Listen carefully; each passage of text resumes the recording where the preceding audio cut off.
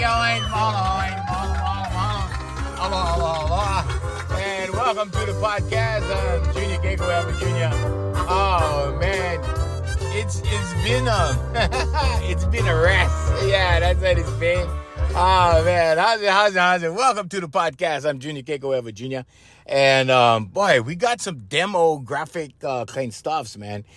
So Jay, our producer, has been working very hard at like getting our podcast to more countries and increasing the demos. And boy, you know, we really didn't do a rundown for a while. So let's do it. So we've got, besides the United States, which is pretty decent, but we got like India, Germany, Canada, Mexico, Ireland. We're just going to kind of go down the list over here. Spain, United Kingdom, Romania, Japan, South Africa, Brazil, Guam, Turkey, and it goes on. We don't have time to bore you with all that stuff. But the other thing is, so our Apple podcast used to be like 85%, right? And then Jay took over. And so, mahalo, Jay. Yeah, he's in the back over there looking at me like, whoa, like, yes, thank you very much. All right, so Apple Podcast is now 49%. Spotify went up 17. They used to be like 14, right? So Spotify is gaining. More people are listening to us on Spotify than any other venue other than Apple Podcasts. So web browsers are 11%. Web browsers were like 6% before. iHeartRadio, which was like 2% or 3%, I think, something like that, they're 9%. Okay, so the people on iHeart, I gotta say this, there's people on my Facebook now, like a lot of people from New Zealand, and they heard of me from iHeart. And I think because they have these reggae groups in New Zealand. And I think one of them was Three Houses Down, something like that, right? And so they know about me because they listen to the radio station I used to be on. And now they're all following me on the podcast, and they're following me on Facebook. They're on my Facebook. So we want to say how's it to you guys and all you Maori people. So thank you very much for tuning in and for joining us. Also, then it kind of filters out, and there's 13% other. And the other, that 13% are all the different podcast venues that carry us, the minor ones, the small ones. But there's a lot of them. So I want to say thank you to all you guys, to Deezer, to, what are the other ones? I don't know. It just escapes me right now. There's so many. Podbean, that's another one. So thank you guys. Thank you very much. So our demographics are 23 to dead, and the genders. Okay, remember females were like a solid 20%, right? Females are 35% now. So welcome, ladies. Thank you very much. Males are 65%, and we have no non-binaries or non-specified. So, yeah, that's about the size of the stats. Today I'm going to talk about something a little bit more serious. Today we're going to talk, it is kind of life coaching, but, I want to talk about Hawaii and the things that are going on in Hawaii and the things that I see in Hawaii. And some of the things that I see are pretty sad, really, really sad. And I'm talking about the politics. But there's a twist in this thing, right? Like before, in the old days, things were always done, you know, they always say like behind closed doors and stuff like that. So I'm one of the people that actually get to go behind the doors that are closed here and there, right? I don't make a habit of hanging out. Because there's things I just don't want to know, right? Like I don't want to know. And when there's a change in leadership, okay, when there's a new governor, when there's a new mayor, I try to okay, I'm just going to mind my business. All right. And I have family that are involved. Okay. So I have family that's involved, and it's nothing against, I'm not speaking out against the government. Okay. I'm not doing that. Although I could do that with the national government, but I will refrain. I'm not doing that. I'm not here to stand on a soapbox. You know what really irritates me is I see a lot of people on the national level, like these national celebrity guys, right? And as soon as they get famous, they want to take up a cause against the government. They want to take up they want to act political, right? And I can't stand that. Okay. I am not a politician. There is someone who is involved in politics in my family, but that's not me. That's not my thing. Okay. In fact, I'll tell you one thing about it. So there was someone that I was close to when I was a teenager, when I was 14, right? And I wrote a jingle for her campaign. She was running for city council on another island, and this was like back in my childhood. And I was close to her, and I followed her around, and I when you're young, you want a cause, and we had a cause. And in Hawaii, there's this island, and it's called Kaho'olawe. And the United States Navy was bombing this island and using it for target practice. And one of our family friends, a very prominent senator from Hawaii, I'm not going to mention names or, whatever. He actually was successful in the long run in stopping the bombing. But when I was young, we were wearing it was called the Protect Kaho'olawe Ohana. And we were part of the Ohana, and, when you're in high school, right, you champion a cause and everybody wants to belong. And, we went out there and we're very against bombing, Hawaii, right? Bombing the land. The land is very sacred for you people who are not from Hawaii. The land in Hawaii is very sacred to people, okay, to the Hawaiian people. And this is the Hawaiians' land right here. Okay. Now, the Hawaiians are the stewards of the land, okay, which means that, see, King Kamehameha the First, this is the basic overview, okay? I'm not an expert. Please, don't ask me Hawaiian questions, okay? I don't have answers. But King Kamehameha the First, the Great, King Kamehameha the Great, the guy that we have the statue for and all of that, okay, he united the Hawaiian Islands, all except one island, Kauai, okay? Kauai was given to him. There's a long story behind that. I'm not going to go into that. But he pronounced all land in Hawaii a allodial title, which means you can't sell it, you can't buy it, and it cannot incur debt. Okay, that's what allodial title means. If you look it up, go, whatever. But yeah, so he did that, right? So that the people, the Hawaiians that were born onto the land, okay, were custodians of the land. Their job was to take care of the land. And there are many Hawaiians right now who take that very seriously, and I'm happy they do. There's a lot of young Hawaiians that are coming up now that I see that are a little on the militant side, but I understand it because we were the same way when we were young. We were the fighters, right? We fought. We did not, here's what we did not know. We did not know that when you fight, you lose. Okay, we didn't know that. Okay, when I got older, I learned that. Oh, every time you fight something, you lose, right? So the idea is not to fight, right? The idea is to be smart and to take action. But anyway, and I'm not talking about a revolution or anything silly like that.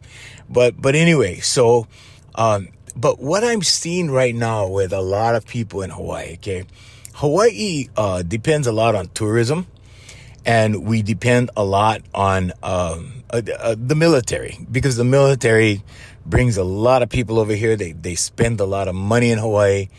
And lately, they've been doing a lot of stuff in Hawaii that local people are just fed up with. And so there's a small little anti-military thing building, There's also an anti-tourism thing with the young people. And they're like, hey, we don't need you guys. You guys can go.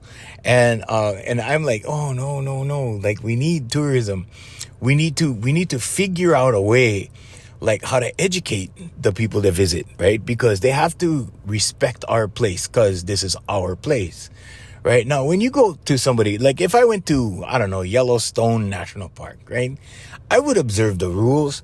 If they said, oh, don't feed the bears or whatever it is. Like, I know you don't feed bears, but whatever.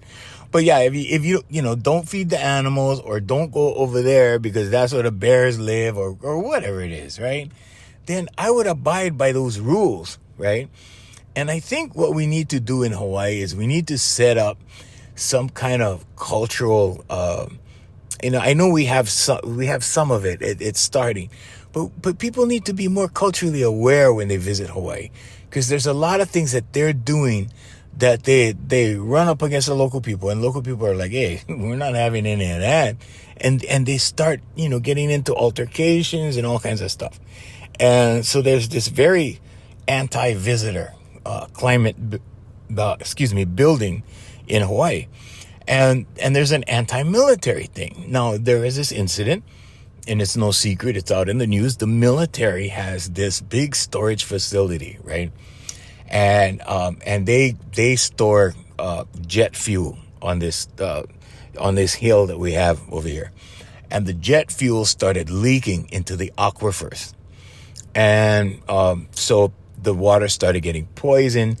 A lot of people got sick. A lot of people filing claims and they're not getting anywhere because nobody's paying any money. I mean, it's political, right? And those settlements take forever. But the point of it all is the water, okay, which is very sacred to Hawaiians, okay? The water is being poisoned. There's a lot of things that are going. So there's a lot of negativity around a lot of that kind of thing dealing with military, right? But I was driving through a military area last night, as a matter of fact, and I was driving through the area, and I had this chick with me, right? And I was going, this is all military. Well, she's kind of new to the thing, And I said, this is all military. This is all these merchants in here. They all thrive because of the U.S. military. Because these are all military people in here, that are coming to purchase things and eat and in the restaurants and all like that. And I was trying to explain to her how much money the military spends in Hawaii, right? And then we got on the topic of tourism, right? And so I took her down to Waikiki, right? And there's some things in Waikiki that, personally, I don't agree with, but it's not up to me. It's not, it's not like I have any say in the matter. But, back in the day, we used to have entertainment in small little clubs all along Waikiki, along this avenue. It's Kalakaua Avenue in Waikiki. If you ever come to Hawaii, check it out. And I know we have more mainland listeners than we do local people. But if you're local, you're from Hawaii, hey, aloha, how's it? But yeah, so all the entertainment were in these little clubs, and you could go from the top of Kalakaua Avenue all the way to the bottom. You could go club hopping, so club hopping, which included small little bars. Because as a musician, like when I was just starting out, I was like, I don't know, 18, 19, I used to get these small little gigs, and we used to go to other people's gigs after our gig. So sometimes you would go to like 3 or 4 different bars in one night and go visit everybody, right? And this is what the visitor industry did.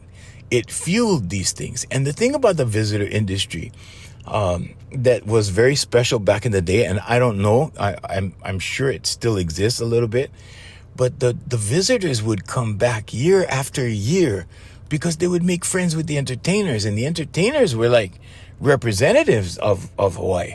I mean, they would come and see these guys that were performing, and they would come back the next year, and they chose Hawaii to come back to, instead of going to Florida or the Bahamas or wherever they could go.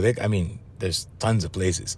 Like right now, there's Dubai. There's all over. I mean, you could go to the Marianas. You could go to whatever, the Maldives, right?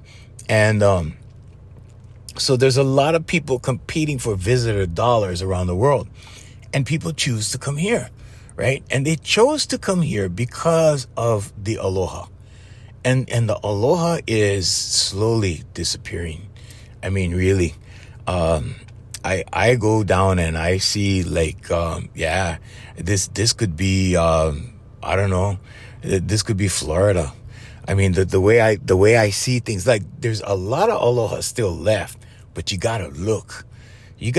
Back in the day, it was just there. People went to work and they were happy. They were happy with what they did. And, and now people go to work and they're frustrated, and it's probably because they have to have 3 jobs, and the job that they're going to for the tourist job is probably their 3rd job. You know what I'm saying? And that's a shame, but that's the reality we live in. Like I have several companies, and I rather have several companies than, go work for several people, because it's just me. I just decided to go that route. It's nothing special or anything. It's not me better than the next guy or whatever. It's just what I do. And so, And so I do those things. But yeah, I got to do it too. I don't have one job that I just do one thing. And no, I have several, like many other local people. And, but the aloha and stuff that we had, that warmth, that friendliness, yeah, aloha, is slowly disappearing. And I see it. And there's this anti-tourist thing going on now. And I see it on social media. And it's everything from videos, and these people now, I gotta say, right, there's gotta be some kind of, I don't know, people that we could put at the airport or something and go, hey, okay, this is what you don't do in Hawaii. Don't mess with the monk seals. Don't touch the turtles. Don't pet the turtles. I mean, that kind of thing, because I see the videos. These people are going up to monk seals like they're little pets or something. I mean, these are vicious animals. Okay, they will get vicious. They will bite you. I mean, I don't know. There was this video, this one lady, she went swimming and there was a monk seal swimming, I don't know, by her. She ignored the monk seal and the monk seal attacked her. And everybody was on social media going, yeah, monk seal, that kind of thing, right?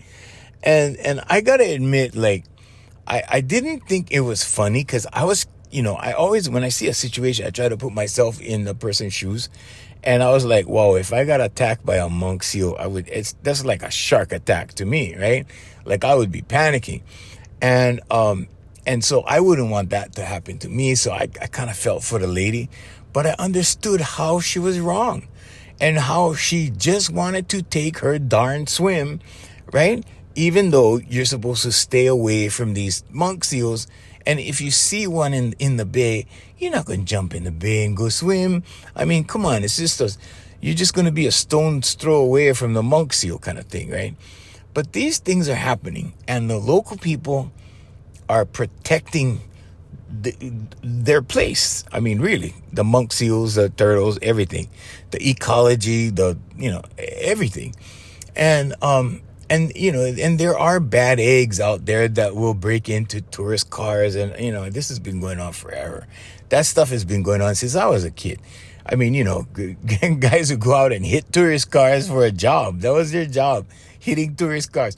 I was just telling a friend of mine, yesterday, I think it was, that the rental cars used to have airport stickers on it. And at one point they said, okay, take all the stickers off because they were targets, right? So if somebody saw that there was an airport sticker on a car or whatever, they go, hey, free for all, right there, get cameras in the trunk, let's go, and the pawn shops filled up with cameras and, tourist, whatever, paraphernalia, whatever it is. And, but here's the thing, right? When Hawaii becomes the place, okay, that is pushing people away rather than welcoming people, we're going to suffer. Economically, we're going to suffer, okay? Now, I know there's a lot of young people that will disagree with unks, okay? I know you guys you're probably listening to me right now. You're 23-year-olds. Probably listen to me go, oh, unks, nah, we can survive without them. Yeah, but you know what? We're not going to survive as well. Because here's the thing too, right? We are in the Asia Pacific basin. Okay, so when people on the mainland are suffering a deep recession, we actually have it a little easier because we're doing business with Asia and we have strong Asian ties. I mean, there's a lot of Japanese people here, Chinese people, like Korean people here, and we still are doing business when the U.S. mainland is slowing down. So Hawaii is kind of unique in that sense too. But the last thing we want to do is push the tourists away. I think what needs to be done, and I do not have answers. I'm not involved in that kind of thing. I'm a life coach. I'm a retired entertainer and I'm a voice teacher. I do a bunch of stuff. I'm a marketer. But I just think that there needs to be some kind of cultural briefing that happens when people land here. And I get it. Not everybody's on a tour, right? You have some independent travelers and they're not going to want to stand around for 10 minutes to get a briefing or whatever it is. But I think there needs to be some way to educate these people. because we don't want to turn them off, because there's a lot of places right now in the world that are vying for tourist dollars. And if we're not careful, we're going to suffer that. And when tourists go away, we are going to hurt financially. Okay. And the other thing too is the military. Now, yeah, there's deep-rooted concerns about the military, and yes, they need to be more responsible, like the tourists. I mean, really, this is our place. Last time I checked, anyway, this was still our place. And but yeah, they need to be more culturally sensitive. Okay. I just put something up on my Facebook. I think it was yesterday. And it was this float in Disneyland. And this girl was on the front of the float, on the, it was a boat kind of thing. She was standing on the bow. And she was doing something that, I don't know, it wasn't really twerking, but she was dressed like she was going to do hula. And then, I don't know what she was doing. It looked like she was having some kind of episode, but it wasn't hula, I can tell you that. And so I considered it a mockery, and I put it up like that. I put up the post like that. And the majority of the local people agreed with me. And I wasn't looking for anybody to agree with me. I could care less. But I'm just saying that, I thought it was culturally insensitive. As I feel that a lot of things are culturally insensitive in Hawaii when people come to visit and people come here to visit. Because when you go to some place, right? Like if you go to, I don't know, Canada or whatever, like you're not going to do disrespectful things to their place, At least I hope not. I hope not. Because, I've been to many places in the world. And whenever I went, like my whole family was very observant of the culture. And we learned the language. I learned when I was a kid, I learned Tahitian, I learned Fijian, I learned Tongan. I learned these languages because we spent a considerable amount of time in these countries. And we visited more than once, right? But, I want to say that we observed their traditions because it was their place. I mean, like when in Rome, do as the Romans do, right? And I'm not down for visiting Rome or doing as the Romans do, because we know what they do. But anyway, that's another rabbit hole, Hawaiians. That's a whole nother rabbit hole. But yeah, we need to be more culturally sensitive when we come to Hawaii, when you guys come to Hawaii, because I know most of my listeners, you guys are out in the mainland. And you know what? We welcome you to Hawaii. We really do. But when you come to Hawaii, please observe our wildlife and have some respect. Don't pet the turtles. Just admire them. Take videos of them from standing up on the rocks and they're in the water kind of thing. Like don't go down and pet them and try to be their friend. And I mean, come on, too many people are playing Steve Irwin over here, right? Everybody's, I don't know if you guys know Steve Irwin, you younger guys, but yeah, I mean, so these things are leading to a resentment of tourists. These things are leading to a resentment of military personnel. And you know what? If we did not have military personnel in Hawaii, we would all be speaking Japanese. Because in World War II, we needed somebody here, right? And I mean, yeah, and that's another rabbit hole too, right? Because they knew it was going to be bombed, okay? And they let us be bombed to get in the war.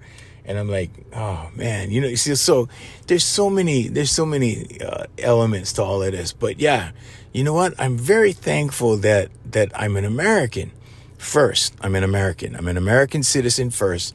And then I'm everything else I am, my ethnicity, right? And I'm very proud of our military. I'm very respectful of our military. I'm very respectful of our police department, our fire department, our first responders. Those guys, I mean, they really deserve our utmost respect and adherence. I mean, we need to listen and obey what they say. Because, in a crisis, right? Like somebody breaks in your house, who you gonna call? You can call the police, right?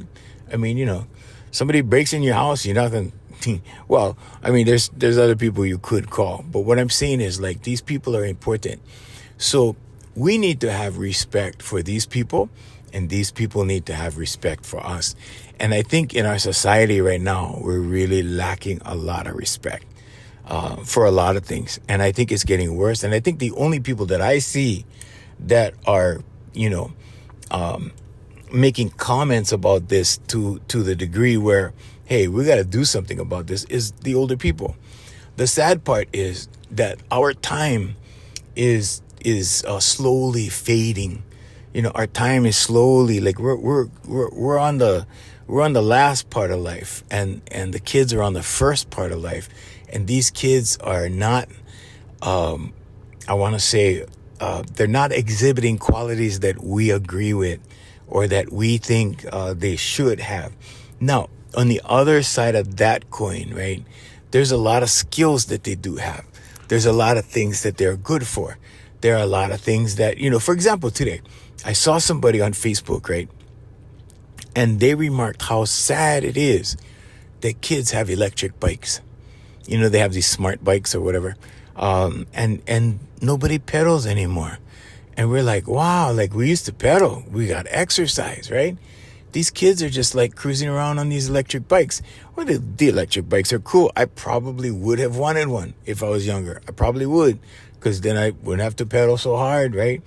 But I mean, there's a downside. To every advancement, there's a downside. And I think, we need to be aware of these things too, and tell the kids, hey, electric bikes are cool, but at least go get some exercise. I mean, put down the video games, go outside, socialize. And as a life coach, I can tell you that I get so many people that come to me that are like, oh, uncle, can you teach me how to, be confident? Can you show me, what is that? Like, what does that really mean? Like, how do you get girls? I mean, I get a lot of people. So I started Modern Males Advice, and this is a coaching system for men. Okay. And this is so when we discuss relationships on the podcast, I will mention more about that program.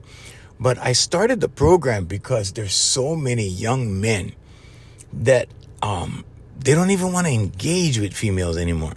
Okay, number one, they don't know how. Okay, and when they engage, they get shut down. Okay, and when they get shut down, I mean, I'm like, okay, I know why you're getting shut down, and I teach them. Okay, this one guy, I'm not gonna mention names or anything, but this one guy, I kind of took him under my wing for a little while. And he was in his early 20s. And when I first met him, he was an IT guy, right? And a very, very brilliant guy, really brilliant guy.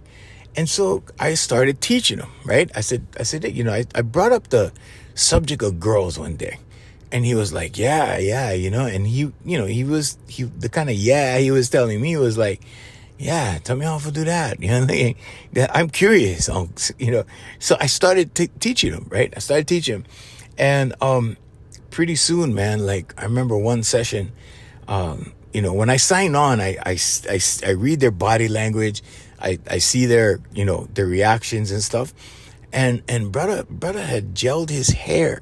And I'm like, whoa, this is getting serious. Like, his confidence level was coming up, right? And so, but anyway, I have this program for young men. And I think more, older people, okay, in Hawaii, we call the old folks kupuna. And I was surprised to learn that I'm in that category. I was like, what? I thought kupuna was, 65 and up. And apparently, in Hawaii, the line is like much lower than that. So like, I'm like, oh, well, I guess I'm kupuna. But yeah, I think there's more things that the older people could do to offer advice and help and assistance to the younger generation. And I think there's a gap there that needs to be filled. Now, for me as a life coach, there's more work. There's definitely more work. People need to learn how to do affirmations and meditation and learn how to work their subconscious to their benefit and change their paradigm. There's people who need to do that. And for those people, I'm here, right? And it's not really expensive. I got to get paid for my time, but it's not really that expensive. But the people that are paying me are in their early 20s. Now this is the degree of difficulty. When people are in their 20s, and this is life coaching stuff, okay, pay attention. Okay, so I know we started with Aloha, but this is life coaching right here. So the people that are in their 20s, okay, in my experience, I've had very few people that have followed through, okay? Because the follow through part, I cannot help. I can't do it for them, okay? But I've had some really good success stories of young people that have followed through, that have changed their lives, okay? And I've had people in their 20s, I want to say quite a few, that just don't follow through for whatever reason. And the main thing is distraction, Hawaiians, okay? Distraction. If you can do your affirmation that I give you, okay? Because I talk story with the people, and I'm like, okay, what do you need to work on? And I kind of ascertain, and then I craft a certain affirmation for them. I give them a certain meditation. I give them a whole plan, right? And if they stick to the plan, which only takes 15 minutes a day, okay, and they stick to it, they get like unreal results, like marvelous results, right?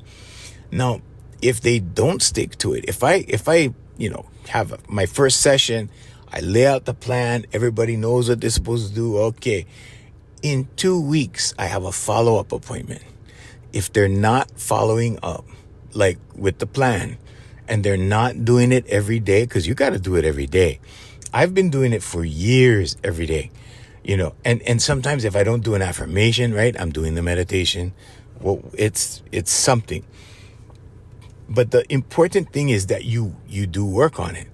And if somebody's not following through and they think, onks, I was busy, like, I couldn't do my affirmation. I didn't do it for a couple of days, but then I did it another day. And then, if I get that story, I don't see them anymore. I just cut it off. I just say, well, I think it's better for you to save money and, all of the above if you just come back, when you're ready. And I don't see it because I'm not going to take money, for nothing. And it's going to be for nothing if they don't follow. Okay. So here's a little bit about that end of life coaching for you guys. Okay. A little bit of everything on this podcast. Okay. Now the life coaching part. So your subconscious learns in repetition, and you have the subconscious, you have the conscious mind, and the superconscious. Now we're all plugged into the superconscious. The conscious mind thinks 1 million thoughts a day. Okay. Now, when that conscious mind starts feeding your subconscious the same thoughts, okay? So let's say you're thinking about, 10 things, and maybe one of those things you keep referring back to. You keep referring back to that thought or that subject. That's what your subconscious starts to learn. And that forms your paradigm or your system of beliefs. And pretty soon, right? So a belief is a thought you keep thinking. Right? And when that happens and you start believing what you're thinking, even if it's not true, okay, because your subconscious does not know the difference between fantasy and reality. Okay, but when that starts happening and you start doing that, you start shaping a paradigm. Now, people change paradigms all the time. It's not like you get stuck in one. Okay, sometimes if you don't work on changing your paradigm, you can get stuck on one for a very long time. But most people change paradigms slowly. It happens slowly. But the thing about, paradigm shift and all that, you hear all this stuff, right? It's very, very simple. There's this guy, Dr. Joe Dispenza, who's teaching a lot of meditation stuff.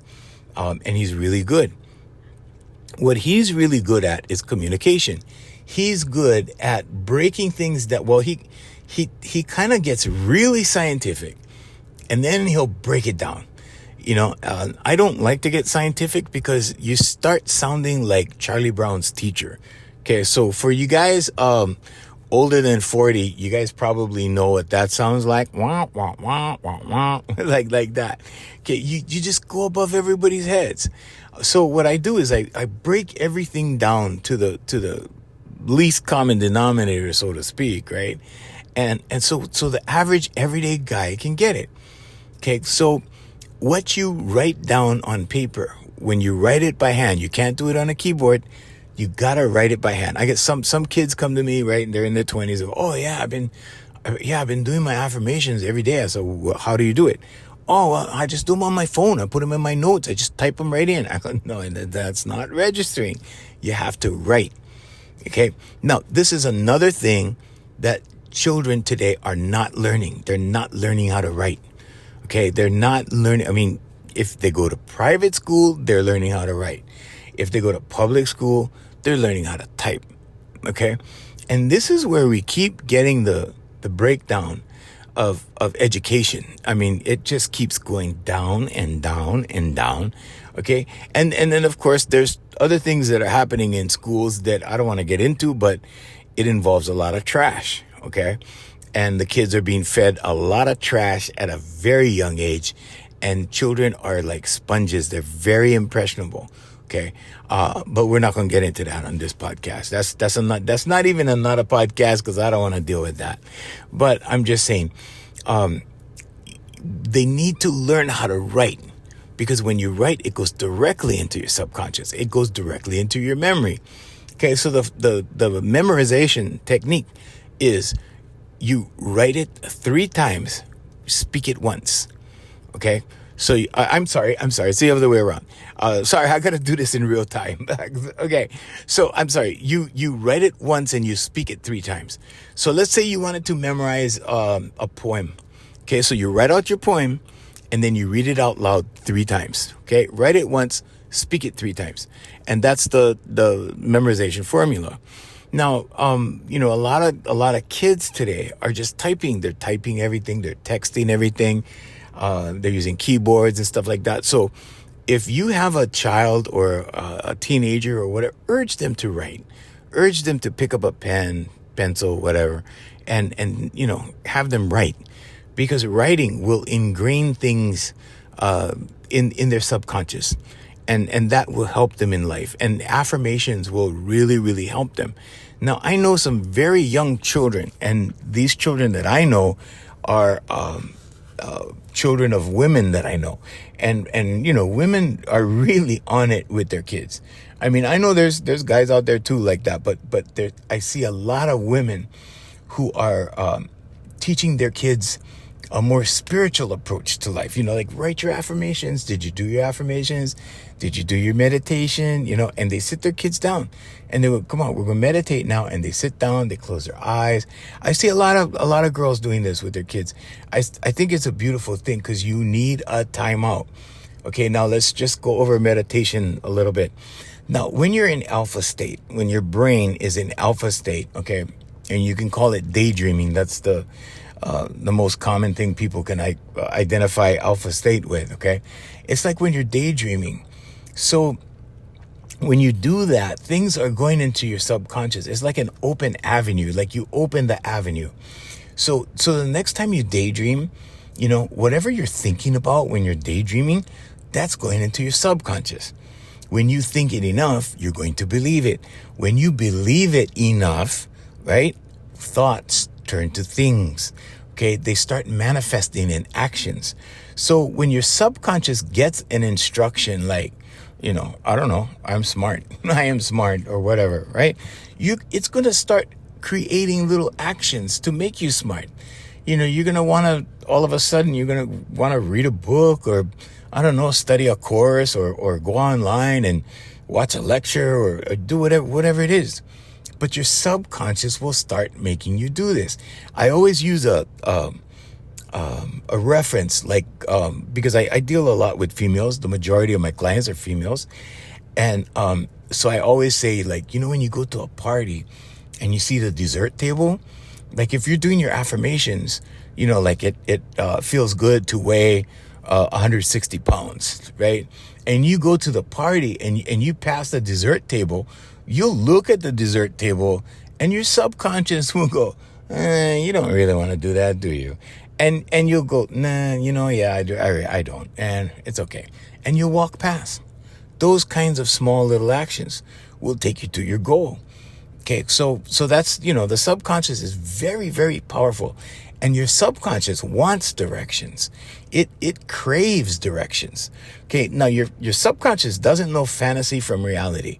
If you tell your subconscious something about you that isn't exactly true, okay, but that's what you want to be, or that's what you aspire to become, then boom, right there, Hawaiians, you get that. It will start creating action. It's not like it's going to happen right away. It takes time. Okay, it doesn't take a long time, but it takes a lot of perseverance on your part to keep feeding it that thought. Okay, so if you write an affirmation and you write the same affirmation, so I have my clients do the same thing for 66 days. At the end of 66 days, they have trained their subconscious. So it depends. Confidence now is a very good one. Okay, so you can write something like, I am so happy and grateful now that I am confident. Okay, now the thing that a lot of people, I don't know, they don't really understand how confidence fixes almost anything.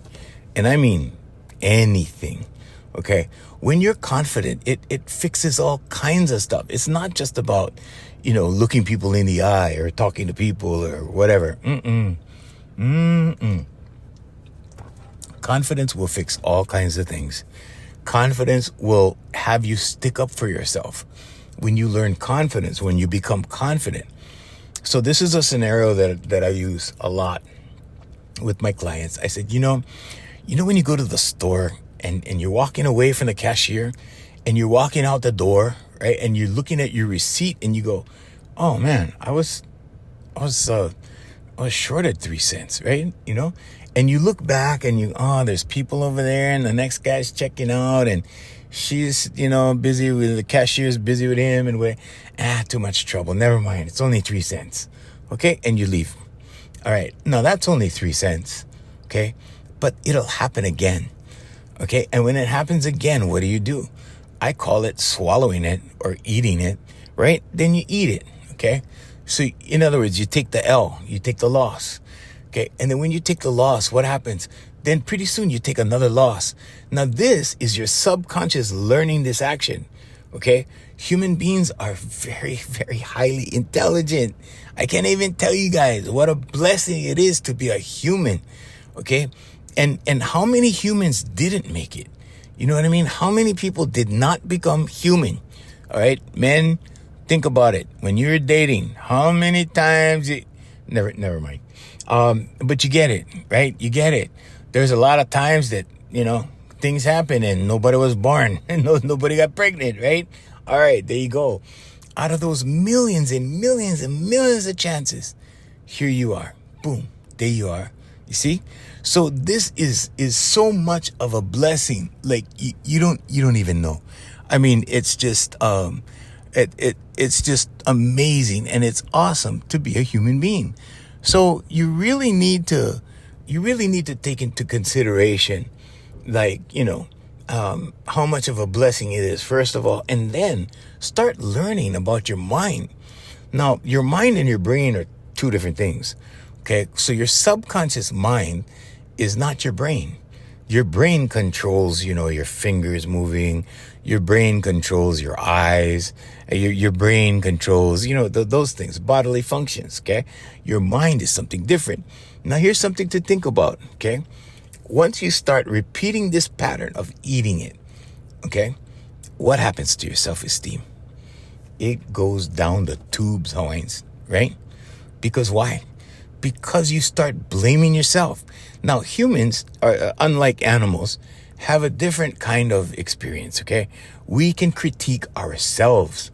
And we can critique ourselves in motion because we can observe ourselves. Animals cannot observe themselves. They cannot. They have that one view, that outward view, that's all they have. Horses, dogs, cows, whatever, pigs, everything. That's all they know. Okay, but human beings can observe themselves. And that's where the problems come in too. Okay, because we judge ourselves. What happens when you judge yourself?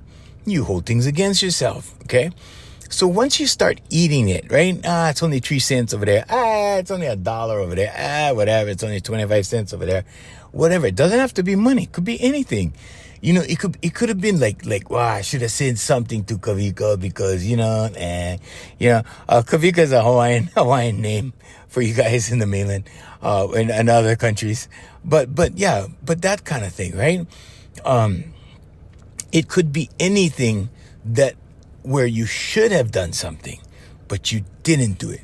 And you should have stuck up for yourself, but you didn't. And pretty soon your self-esteem starts to plummet. Okay, because you start holding it against yourself. And when you start holding it against yourself, what happens? Okay, yeah, pretty soon your value of yourself goes down the tubes. Okay, and pretty soon you don't think very well of yourself. Now, if you don't think very well of yourself, guess what? You're going to give that vibe to other people, and other people will pick it up. It's like a bloodhound picking up a scent of whatever he's on the trail to find, right? So people can tell, people can sense it. They know when you don't think very highly of yourself, right? And if it's a female, okay, because most of my clients are female, men can, oh man, it's like a vulture, like stalking its prey. That's what happens. And females get taken advantage of, like that, Hawaiians. One more time. Yeah, like that. I mean, and men see this weakness. Okay, you got to remember now, just like the animal kingdom, okay, human beings identify the weaklings all the time, every day, all day long. And that's the biggest problem.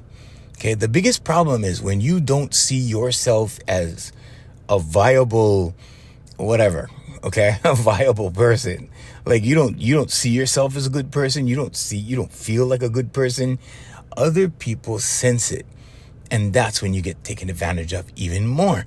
Why? Because they go, oh, well, yeah, she got taken advantage of by these other 5 guys. Okay, well, here I am. Why should I treat her any different? Right? And then boom, there we go. So, stuff like that happens. So what happens when you boost your confidence is your self-esteem changes. There's certain things that you will not allow, and there's certain things that you will allow, right? But you start establishing boundaries. And this is another thing that, that we go over in our confidence training. But the confidence training that we do is such that it happens naturally, and everything takes care of itself. Confidence is the core. Once you have an escalation of confidence, everything else kind of falls into place. Self-pride, self-esteem, the way you treat others, being kind to others, being more compassionate towards others, everything comes out of confidence. So anyway, that's the life coaching part of today's podcast. But yeah, these things all happen through the mind, through the subconscious mind. Now, the subconscious mind can make you well. Repression is another thing. While we're on the subject of the subconscious, repression is another thing. Suppression and repression are very, very dangerous for the human being. Okay, because I grew up in a house that I wasn't allowed to get mad. I wasn't allowed to voice my opinion. Okay, I did anyway, but because I don't care. But but I'm just saying, like, it was not something that was. It was not. I don't know. I want to use the right word because it's not like it was so bad or anything. But I wasn't allowed to express anger. Okay, if I was angry, I had to wait till I was, outside or down the road or somewhere. And that got me into trouble too, because I was expressing anger at, sometimes my friends, right? And they was like, yeah, what's up with you? But I'm just saying, like, I lived in that kind of environment where, children were to be seen and not heard. And trust me, when you're angry and you cannot be heard, you're going to act out in other ways. And sometimes it makes you sick, okay? So you gotta express yourself. Self-expression is part of our therapy. It's part of our, well, I don't want to make medical claims or say the word therapy. I shouldn't have used that term, but it's part of our program. Okay. And it's part of our program so that people practice this self-expression, right? And it leads to confidence. And confidence starts to affect everything else. So it's like a domino effect in a good way, right? Because one thing leads to the other, and it just fixes naturally. That's the beauty of the human being, that you don't have to work on, this problem and then that problem and then that problem. No. You go to the heart of everything, okay? Which is normally lack of self-confidence. You start fixing the confidence, you start fixing everything. Okay. And that's just the way the human being works. A lot of people, have told me like, wow, ever since I got confident, like everything's better. And I'm like, yeah, everything's better. The way you see yourself, the way you see others, the way you treat others. And here's the thing, Hawaiians, I got to tell you guys this part because this is really important. So is water. Sorry. But anyway, here's what's really important. Okay. Everything out there reacts to everything in here. And I'm talking about you. Everything reacts to you. Okay. So once you make this good, and I'm pointing to myself, right? So once you take care of you and make you good, like everything is good after that. And I mean everything. Okay. So life starts to get easier as you raise your vibration, as you raise your frequency, because that's what happens when you get more confident. Okay. That's what happens when you elevate your mood, when you start feeling good and you start getting in a better mood. Okay. So when that starts to happen, everything reacts to that. Okay. Now here's the scenario that I use for that. You see somebody standing outside of a restaurant or something, right? And they look all grumpy or they look mad or whatever, angry. You're not going to go up to that person and say hi, right? But if that person was smiling and looking around and like, yeah, you're going to be over there like, hey, what's up? You know what I mean? That kind of thing, right? Because that's how it works.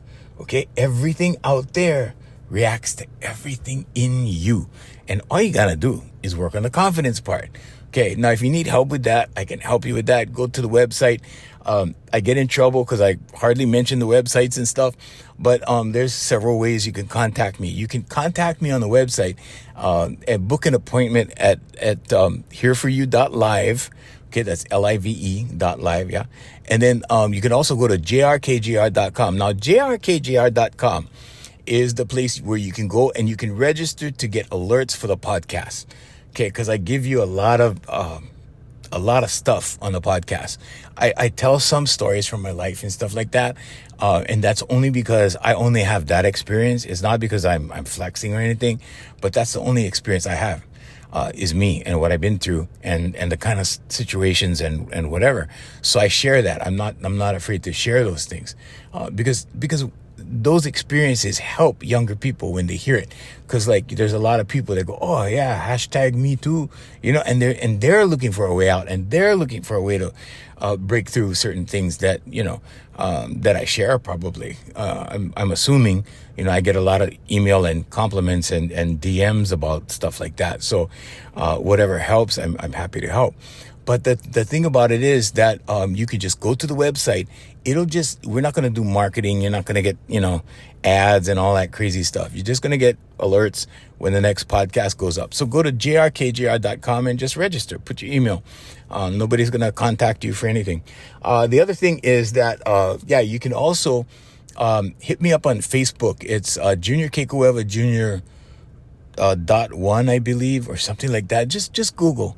And if you plug my name into Google, you'll see like there's tons and tons of sites that carry our podcast. So you can find us. I'm sure if you're not on Apple Podcasts, there's some other place that you can find me. You can also write to me on email, hereforyouusa@gmail.com. That's hereforyouusa@gmail.com. And I will answer all the questions that you ask. And there's no fee for that. There's no charge for that. Now, if you want to see me, I got to make a living. So yeah, I got to charge you for that. But, and it's not like an arm and a leg. I mean, trust me. And the difference between what I do in therapy is with what I do, you never need to say what's wrong. It'll just fix it. Because sometimes when you go to therapy, like you talk to those guys and then all of a sudden, oh, sorry, Hawaiians, I gotta go. Hawaiians. Hey, want to thank Brother Randy and Sister Jerry from Island Club and Spa. Big mahalo to you guys. Also to Voice Master Enterprises, family of service companies, and also AFM Hawaii Music, featuring the music of Darren Chinen. Yeah! All right. Hey, so, until next time, remember, it's all about confidence, okay? Confidence, confidence, confidence. Until next time, I'm Junior saying mahalo and aloha!